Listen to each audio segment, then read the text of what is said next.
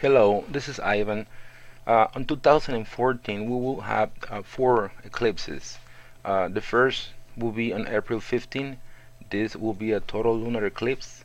And then we have on April 29th, annular solar eclipse. By October 8th, we will have another total lunar eclipse. And but October 23rd, another partial solar eclipse. On this video, I will talk about the first one on the year, the total lunar eclipse on April 15. This is a diagram about astronomical information of the eclipse, and also I want to get to this part. The time for the eclipse, the first contact, we call that P1 on this table. It will be a 4:53 universal time, and the greatest. Sorry about that. That's my daughter. Sorry, well, hi. Okay. Well, I was talking about the greatest eclipse will be the greatest eclipse is marked to be at 7:46 universal time. Now, the last part of the eclipse, which is called P4 or penumbral 4, will be at 10:37. So the eclipse, it will be long for about 5.5 hours or so. Now remember, this is a total eclipse. We will explain in a minute where it will be visible and what time. For the people who don't know about this, I got this little diagram about how the total eclipse works. To make this happen, the Earth will be between the Sun and the Moon. On April 15, the Moon will be full moon, and the point on this eclipse is the three celestial bodies will be completely in alignment. So when we call the P1, the penumbra 1, it's when the Moon is going to pass by this part. All this right here, it's the shadow of the Earth. Now, when the Moon start passing by this little gray area, this is what we call penumbra. If the Moon just stop right here, it will be a partial eclipse. But now the Moon will be keep going and to pass on the Earth's umbra. Once it's here, the Moon will make a big change in the color. From the common, like a white color, bright, it will be turned red and orange, a very beautiful and spectacular thing. And then when the Moon start coming out, it will be passed again to the penumbra. And this is the part where it ends.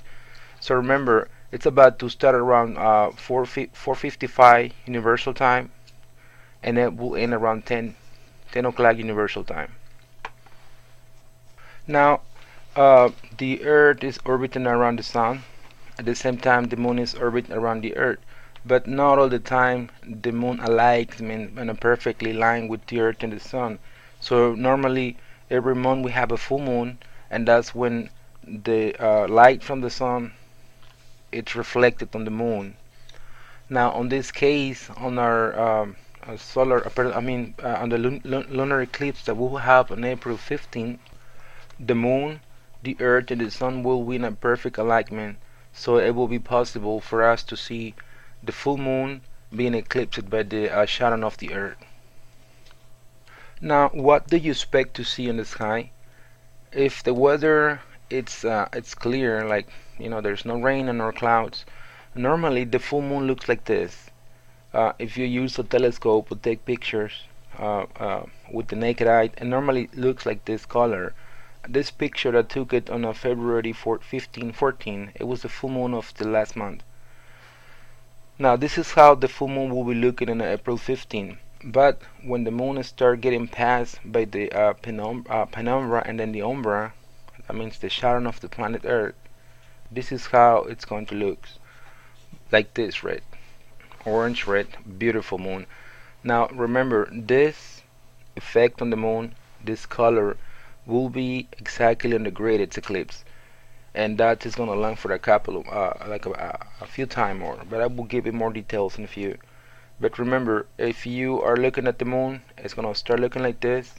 And then when it's the greatest eclipse, it will be a perfect reddish or orange color on the moon. And that's the perfect way to picture the moon and see the differences on the same night. Now, what part of the world will be this eclipse visible? This is a map right here. On this area, which is mean part of Alaska, Canada, almost the whole United States, Mexico, Central America, and a big part of South America, the total eclipse will be visible from the beginning to the end. Remember, it will start at 4:53 Universal Time. It will end at 10:37 Universal Time. It's about 5.5 hours. Now, the greatest eclipse with the part of the moon is being under the shadow of the Earth, which is called the umbra. This part right here, it will be long for about an hour. So we will have a lot of time to be taking pictures. If you have not experienced taking pictures of the moon, this is a good time. You can practice on the nighttime with some, the moon is there right now. You can have a little practice, or on that night you can do it if you have no experience. It's not the same as you picture of the things on the planet, like people or nature. It's completely different. But anyways, you will have about an hour and a half or so. Now, how can we convert the time, or to compare of the parts of the world will be this visible? I got a page in here. I will show you in a minute. One more thing. These areas right here between the U4 and P4, the eclipse will be visible, not completely, but in the greatest eclipse where the moon turns red, it will be visible for these areas right here. So this part of Canada, United States, this little part, and this other part of South America, it will be visible. Now, for the people who live in this area, like from U2 to P1, the eclipse will be almost at like about an hour, 2 hours visible, and that's because the moon will be set before the eclipse finish. So that's why all these areas right here will be just partial, including this backside of Australia. Now this is a map to kind of have an idea where we're looking at. It's only a little part of Alaska. Now let's say, let's just talk about the greatest eclipse. Will be start at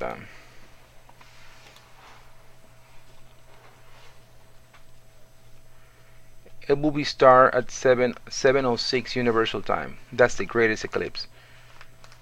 But it will be completely 100% visible on the red color at 7:46 Universal Time. 7:45 Universal Time. Now what we're going to do, I have this page right here. I will put those links in the description. This is the 7:46 Universal Time. Now let's go to Alaska. A day before will be at 11:46 p.m. on April 14. So for them, they will see just a little part of the like half a part and almost the last part of the eclipse for them. Let's try Canada.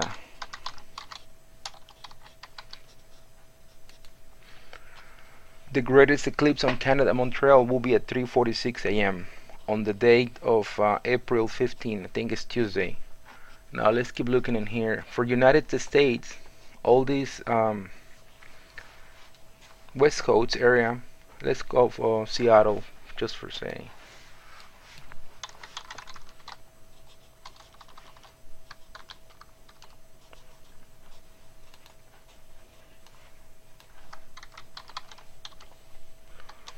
Okay, for the people who is in Seattle, the greatest eclipse will be at 12:46 a.m.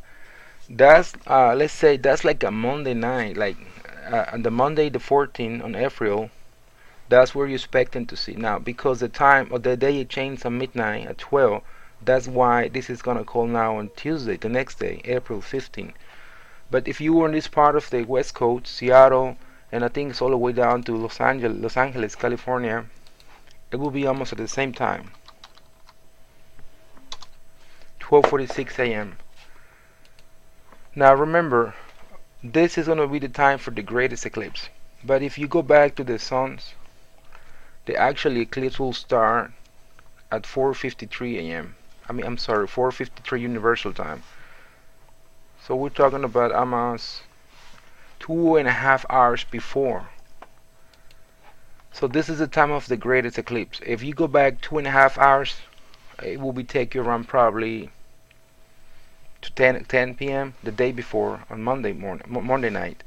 So if you want to see the whole eclipse on this area, you can start looking at the eclipse on Monday afternoon, Monday night around 10:30. That's where the eclipse will start.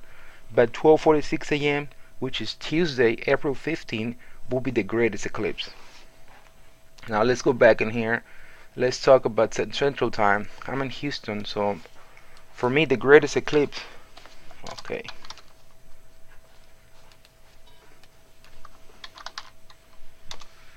The greatest eclipse will be at 2:46 a.m. It's too early for me, but on the new time, this is gonna be the greatest eclipse. If I go back 2 hours, but 2.5 hours, that means for me around 12 midnight, maybe around like 11:40 something, 12 on Monday night. That's where the eclipse will start, and then by 2 o'clock 46 in the morning, it's where the greatest eclipse will be. So I have all this time. Probably I'm gonna have to sleep late the day. And so we can keep doing like this. Let's see. This is the people in Florida. Let's talk about this part, and let's see what time they can see it.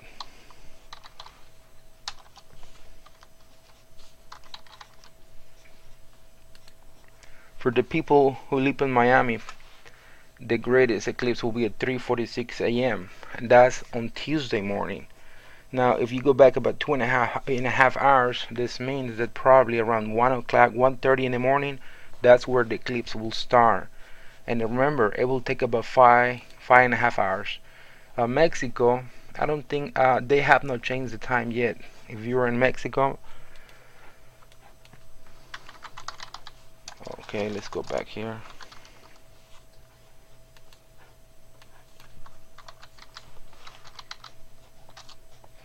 Let's try Mexico City. Remember, in Central Time, like for me in Houston, it will see it at 2:46 the greatest eclipse. But the people in Mexico, I think they still using the old time. For them, the greatest will be at 1 o'clock 46 in the morning.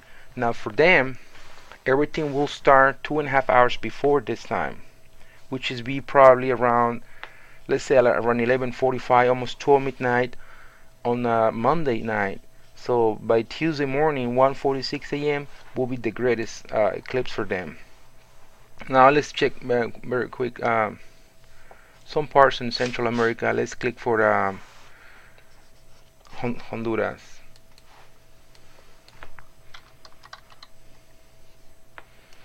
For the people who live in Honduras or are in Honduras on that day, will be at 1:46 a.m. It will be almost the same time as Mexico.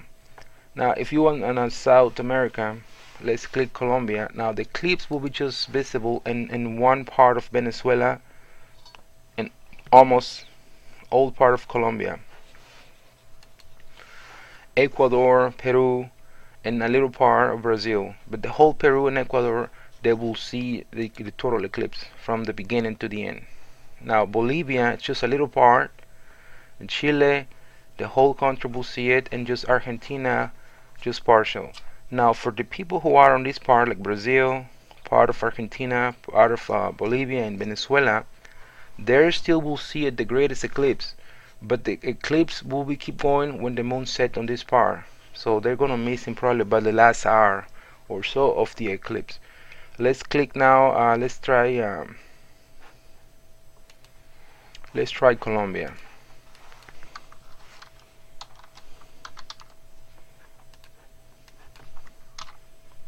Okay.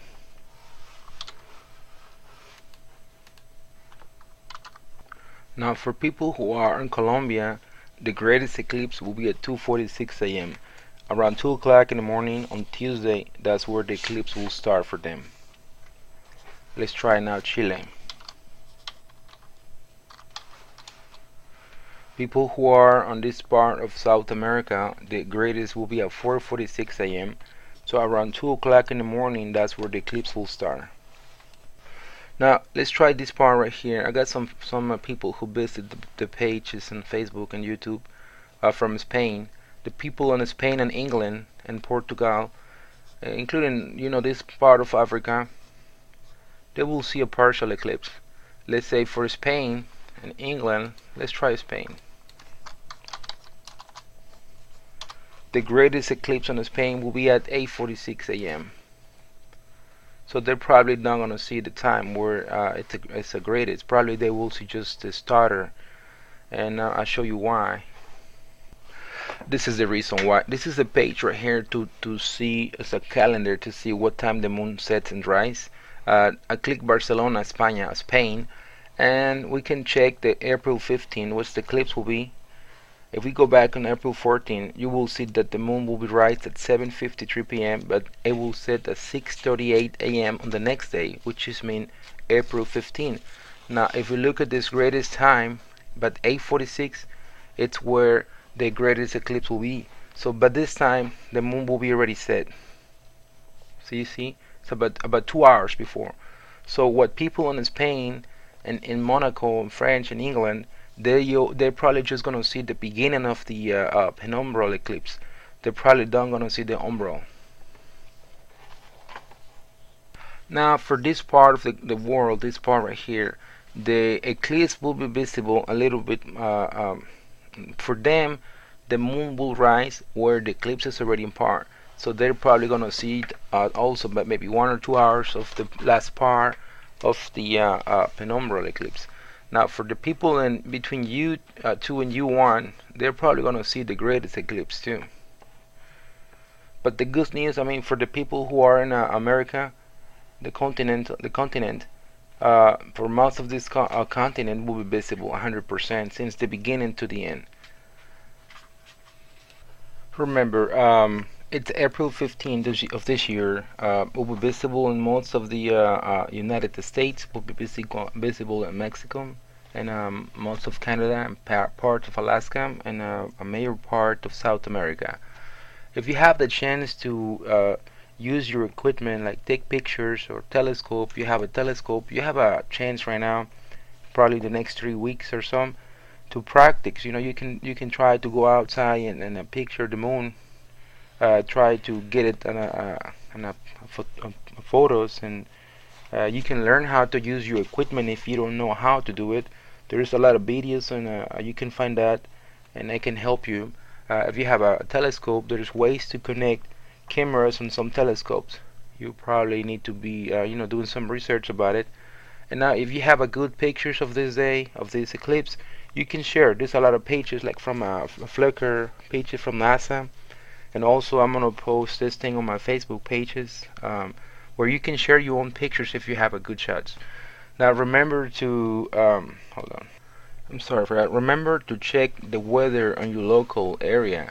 I was looking at was reading a book the other day. I was studying about astronomy, and without getting into too much details, but I was learning that it's real impossible to predict the weather. In few hours it will change the whole thing. So what I recommend you to do is probably on a Monday morning, Monday afternoon, try to check the weather, how it's gonna be. If you have a perfect clear skies over your city or your town, it will be a very good opportunity. Maybe use a camera, a telescope, or probably just with the naked eye. You will see a big differences on the moon. Remember, like, if you got a good image, or even if you think if it's not a good picture, just share this thing with everybody else. There's a lot of people who don't have telescopes or cameras, or don't have the way, because probably it will be raining or cloudy. Who knows? It will be just good. The weather in Houston changed a lot. We have sometimes very good days, beautiful days of clear skies, but most of the time we have raining and clouds around. So I don't know how the weather will be on that day, but if somebody else have a chance to do it, I encourage you to come to share these things you do with other people that love the astronomy the same way we do. Now, if you are on Facebook and if you have the chance to take a look at my pages, I have one page for astronomy. I call this the Transit of Venus 2012. And what I do in here is just try to publish most of the things I know about astronomy. Sometimes I share my own pictures, like on this case right here, some pictures of Jupiter on this case right here. I don't know if you probably see this. A few days ago, we have a conjunction of it was Mars and the Moon. This was on March 18th, a few days ago. If you are on Facebook, again, like I say, if you got a chance, I will appreciate if you give me a like in this. Now, this other page right here, I use it for photography. Most of the nature and astrophotography I do, you can look at in here and check. I got some good images in here. I will try to get this thing alive the day of the eclipse. I'm gonna try to make a video and then publish it live on a Google. I'm sorry, on YouTube or Google Hangouts. I never done it before, but I will try to do it this time. I hope the weather will let me do that. I'm gonna try to make all possible for me to do it. I will let people know about that if I will do it or no, like maybe a day or so before on my Facebook pages. I have a picture in here that I really like it. It was the moon on the daytime. Right here. So if you are in Facebook and you got a chance, I will appreciate really if you can give me a like on here. I will post the links of the video on the description on this video. And that's it for now. I will appreciate your comments and thank you very much for watching this video.